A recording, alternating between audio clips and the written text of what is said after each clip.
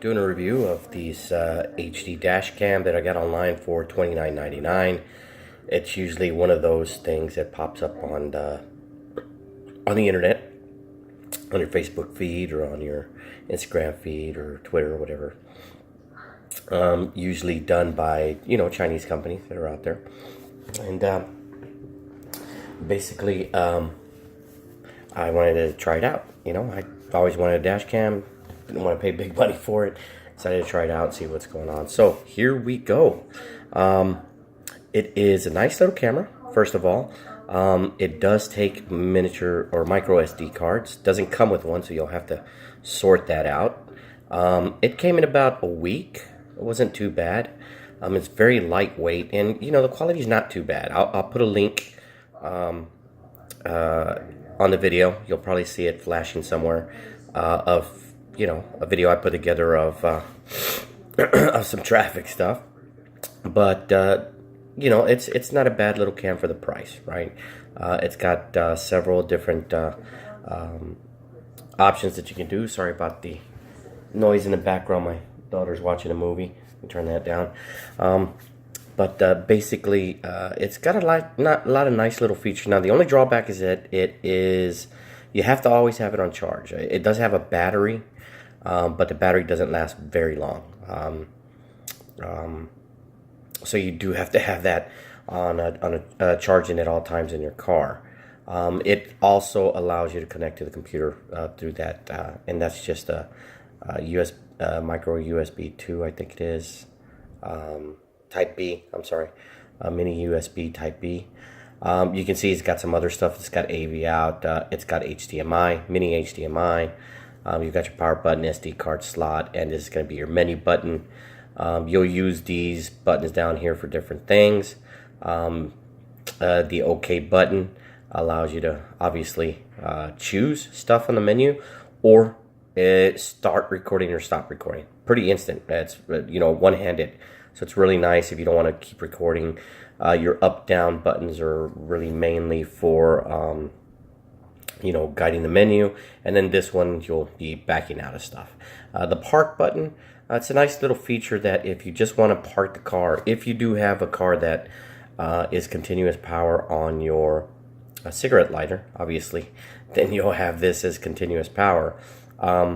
You can have this as a trip sensor, pretty much. So if anything happens to your car while you're not there, something hits, it'll wake up and start recording. It does have a motion detector as well if you want to enable that. So I guess it runs on very low power for those two modes. So that's just a quick one. If you park, you go ahead and hit that. But the setting for it to turn it on is on the inside, right? It's pretty easy, one-handed to connect it.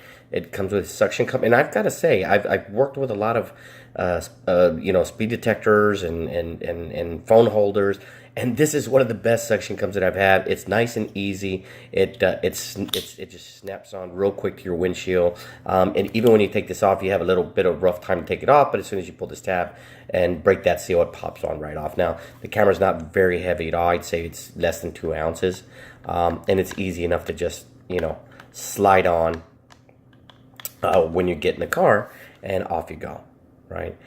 So it is pretty cool to use, and as you can see, you can take it right off. I don't usually leave it on the dash because I don't want anybody breaking into the car just to steal a $29 piece of equipment. So let's go ahead and plug it in and power it on and take a look at the menu, so you can see what that looks like. As you can see, as soon as you power on the car, if you have it plugged in, you're going to notice that it automatically starts recording. You can see that there, that red. So usually when I start it up in my car up in the morning, I have it in the garage, so I always have it plugged in. I'll just hit OK to stop recording, and then as soon as I warm up the car and I'm ready to go and I start pulling out, I'll go ahead and hit OK, and she'll start recording again. You see that red dot coming on, right? So I'll go ahead and turn it off for now because we're not going to be able to go ahead and access the menus if we have that on. I have the mic on, right? I have it in video mode. It does take capture mode. I don't have the parking on. I've got my timestamp. I've got what I'm recording in. In this case, I'm doing 1080. You know, I can do the display. You know, if I want it darker or lighter or whatever the case may be, and it's letting me know I'm on SD card. And it's letting me know at the very bottom that I'm running off power, right? So you hit your menu button, you've got two menus. Actually, when you hit it once, you're going to have this main menu where you've got your resolution settings, and I'll use this left button here to go down. Your loop recording, your exposure, your motion detection. If you want to record audio or not, you're setting up your date, if you want to use a date stamp or not, and then the parking sensor, right? And then it starts over. But if you hit the menu button again, you're going to get a second menu. There's that park mode we were talking about. Obviously, how to set your date and time if you wanted to auto power off. So if you do have a car that has continuous power on it, you can have this power off if there's no motion. Screensaver, you know, sounds, language, what frequency it's working at, and if you want to format, you know, let's just say that you've been recording for, you know, a good day or two, and there's nothing on it that you know about, you can actually go in and choose format. I don't have anything on here, right? And what I do is I just immediately formatted that SD card, and I can start recording brand new again, right? This is my back button here, take me out of the menus. So, you know, it is pretty cool. Your resolutions, I'm working off 1080p because I want the best that I can get, but you've got several others. So that's 1080p FHD. Then you've got regular 1080p, which is 440 by 1080, 720, a WVGA, and then you have a VGA as well. If we back out of here, I have to push that menu again. We have loop recording. Now, one thing that I have found with loop recording, I have it off, right? You can have it record every minute, start over, you know, every 2 minutes, every 3 minutes, up to every 10-minute blocks if you want. And then basically what that does is it'll record for that time and then restart the recording. So if you are out for 5 minutes and you have, you know, 1 minute setting, you'll have 5 1-minute videos. Now I've chosen to turn it off and just keep continuously, you know, recording every time it comes on. But I've noticed that even with it off, I still have anywhere between a 12 or a 13-minute loop. So it is not truly off. You still get a loop. So if you want, you know, a set time, you can go down and set maybe 10 minutes to give you 10-minute videos each time. But like I said, it does give me anywhere between 10 and 12. 12 and 13 minutes. As we go down, you can set that exposure. That was that exposure we saw out there. Motion detection for the car. Record audio. If you don't want audio recorded on this, you don't have to have it. Obviously, if you don't want a timestamp either. And then the sensor. You can enable that, leave that on. So if somebody hits your car, you know, you're good to go. It'll start recording. Same thing on park mode. My date, time, I can set that auto power off. You know, those are pretty self-explanatory there. But I mean, for 29 bucks, it is not bad. I'll play you a little video right now where I'm kind of giving you a little review, right? It's only about a minute long or something like that. It isn't great, but you know, it does the job.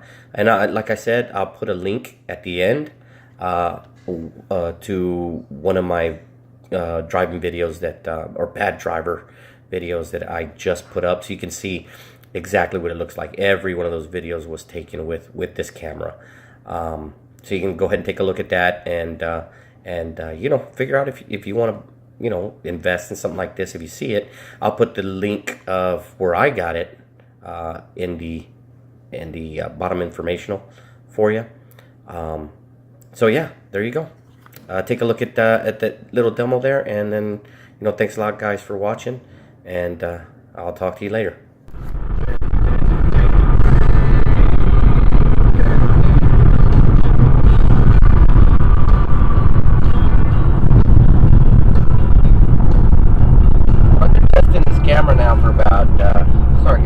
I've been testing this camera now for about, I don't know, about a month or so, maybe a little bit longer. You know, I like it. Quality's not superb for 1080p. It's okay. I haven't tried the other modes because, you know, 1080p is still not as clear as it should be. Other than that, you know, it's not too bad. not much I can say about it. Battery doesn't last very long. You know, you always have to have it on the cord. But other than that, it starts right up as soon as you start the car, and you get power to it, starts recording. It's got a lot of different settings on it. As far as if you want timestamps, if you wanted to do loop recording, if you wanted to do a few other things, even a little light to help you at night, but that one doesn't seem to come across too well. It's pretty easily to detach from the windshield, so there's not a lot of hassle. And you can detach the whole thing, or you can just go ahead and detach the camera from the mount itself, which is pretty cool. But all in all, I'd have to say it's not bad for the 29 bucks that I spent. So far, I've caught a few bad drivers, a few incidents on it to put on my channel as well. You'll see that. I'll put a link in the description for that. But yeah, if you decide to try it out, give it a go. It's not too bad for 30 bucks. Thanks, guys.